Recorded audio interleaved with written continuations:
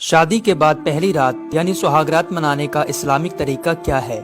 आज की इस वीडियो में हम आपको पूरी डिटेल के साथ एक एक बात बताएंगे कि आपको शादी के बाद पहली रात कैसे मनानी है, कौन कौन से काम आपको करने हैं और कौन कौन से काम आपको नहीं करने हैं। तो इस वीडियो को छोड़कर आप कहीं भी ना जाएं, पूरी वीडियो देखें और अच्छे से समझें। आगे बढ़ने से पहले एक छोटी सी गुजारिश है, अगर आपने अभी तक हमारे चैनल को सब्सक्राइब नहीं किया है तो हमारे चैनल को सब्सक्राइब कर लें और अगर वीडियो पसंद आए तो लाइक कर दें। शादी करना सुन्नत है और इस्लाम का एक हिस्सा है।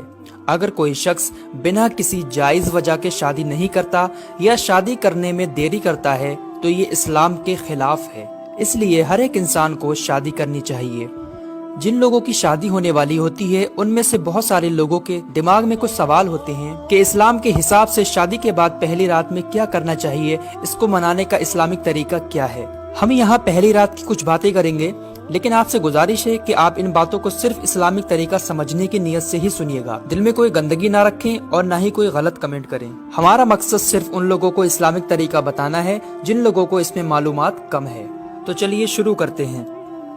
शादी के बाद जब लड़का रूम में जाए तो सबसे पहले अपनी बीबी को सलाम करे, उसके बाद खैरियत मालूम करे और दुल्हन से थोड़ी सी बात करने के बाद उसके माथे के थोड़े से बाल अपने सीधे हाथ में पकड़कर ये दुआ पढ़े।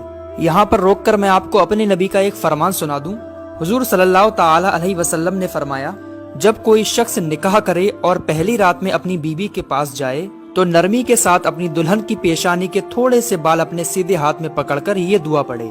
स्क्रीन पर आपको जो दुआ दिख रही है यही दुआ पढ़ना है आपको। इस दुआ का मतलब ये है कि ऐ अल्लाह, मैं तुझे इसकी यानी अपनी बीबी की भलाई और खैरो बरकत मांगता हूँ और उसकी बुरी आदतों की भलाई और तेरी पनाह चाहता हूँ, इसकी बुराई और फितरी आदतों से।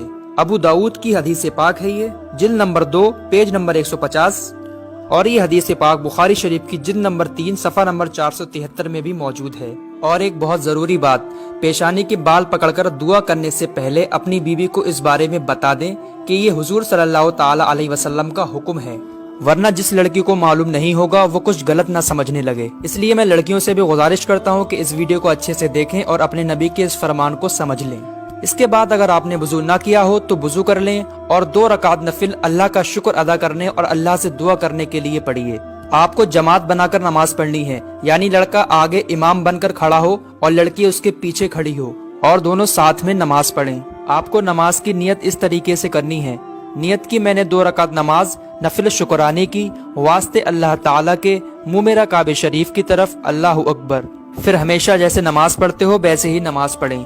फिर नमाज के बाद शादी साथ खैरियत से होने के लिए अल्लाह का शुक्र अदा कीजिए और ये दुआ कीजिए कि अल्लाह इस शादी को कामयाब बनाए, आगे भी हंसी खुशी रखे, बच्चे नेक दे। और इस तरह भी दुआ कर सकते हैं कि ऐ अल्लाह, तेरा शुक्र और एहसान है कि तूने हमें ये दिन दिखाया, हमें इस खुशी और नेमत से नवाजा और हमें अपने हबीब सल्लल्लाहु ताला अलैहि वसल्लम की सुन्नतों पर अमल करने की तौफीक अता फरमा। ऐ अल्लाह, हमारी इस खुशी को हमेशा ऐसे ही कायम रख, हमें मेल मिलाप और मोहब्बत के साथ जिंदगी गुजारने की तौफीक अता फरमा। या रब्बे कदीर, हमें नेक और फरमा बरदार औलाद अता फरमा। और भी आप अपने हिसाब से जो भी दुआ करना चाहते हैं कर सकते हैं। दुआ करने से पहले भी दुरूद पाक पढ़ लें और दुआ के बाद भी दुरूद पाक जरूर पढ़ लें। अब नमाज के बाद किसी भी काम में जल्दबाजी ना करें, बल्कि लड़की से थोड़ी इस तरह से बात करें कि लड़की की थोड़ी शर्म दूर हो जाए। थोड़ा अपने बारे में बात करें, थोड़ा उसकी सुने। जब लड़की की थोड़ी शर्म दूर हो जाए और आप साथ में सोने का इरादा कर लें तो उससे पहले ये दुआ जरूर पढ़ लें, यानी हम बिस्तरी करने से पहले आपको ये दुआ जरूर पढ़नी है। इस दुआ का तर्जुमा ये है, अल्लाह के नाम से, ऐ अल्लाह, दूर कर हमसे शैतान और मरदूत को, और दूर कर शैतान और मरदूत को उस औलाद से जो तू हमें अता करेगा। जो शख्स इस दुआ को सोहबत के वक्त पढ़ेगा तो अल्लाह अगर उस पढ़ने वाले को औलाद अता फरमाए तो उस औलाद को शैतान कभी भी नुकसान नहीं पहुंचाएगा। ये भी बुखारी शरीफ की हदीस पाक है, जिल्द नंबर 3 सफ़ा नंबर 85 और एक जरूरी बात, जो पेशानी के बाल पकड़कर आपको दुआ पढ़नी है, जो मैंने पहले दुआ बताई थी, वो दुआ सिर्फ आपको पहली ही रात में पढ़नी है। और जो अभी दुआ बताई है मैंने लास्ट में, इस दुआ को आपको जब भी अपनी बीवी के साथ सोने का इरादा करें, हम बिस्तरी करने का इरादा करें, तो इस दुआ को उससे पहले पढ़ लें। इस दुआ को पढ़ने के बाद अगर सोहबत करेंगे तो इंशाअल्लाह आपकी औलाद बहुत नेक पैदा होगी और शैतान उस पर कोई भी असर नहीं करेगा। शैतानी हवाओं से, बुरी बलाओं से महफूज रहेगा इंशाअल्लाह ताला। अल्लाह ताला हमें सारे मसाइल को समझने, याद रखने और उससे ज़्यादा अमल की तौफीक अता फरमाए, आमीन।